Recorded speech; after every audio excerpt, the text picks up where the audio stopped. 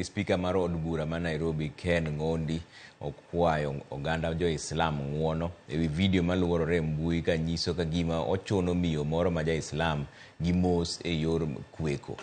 Ngondi wacho ni mano picha ma itiyo godo mondo keth nyinge kendo thuye gi oganda ma jo Islam. Ma ndio miyo omewacho no miyo luor jo Islam kaka dinde mamoko. Spika olero ni achudhe osebedo ka tiyo gi picha no mar lodho kuome omenda. Picha no ne ogo e kinde mane gibedo kod nyasi mar ringo di chieng' nyuol mare ma MCAs nochokore od bura mar Dhiale. Tend od bura ma Nairobi kotelne kod jatend kweth mathoth Peter Mwatok okoni gitimo nonro. Of which Honorable Fatuma has raised concern about that issue immediately. We went to Honorable Speaker and we addressed it. He immediately apologized and withdrew it.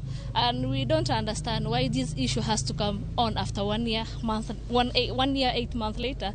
En gimarach saidi no ganda na no yer manobiro ka.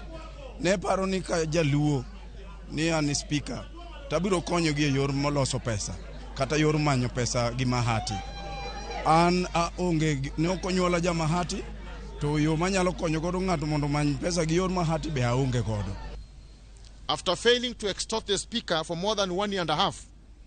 However, the matter has been taken up by the Powers and the Privileges Committee, which is going to summon all the members who are involved in this musketeering.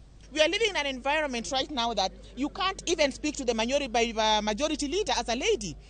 Because when you speak to the majority leader, someone is going to twist the whole story and say you are sleeping with the majority leader. For members who are involved, and it's very unfortunate that the people who are saying this are the people who are actually honorable members in this assembly. It is paramount to know that the people who are circulating that are the enemies of this assembly. Moko kuom josiasa mano yiere lemo mag siasa e kaunti ma Migori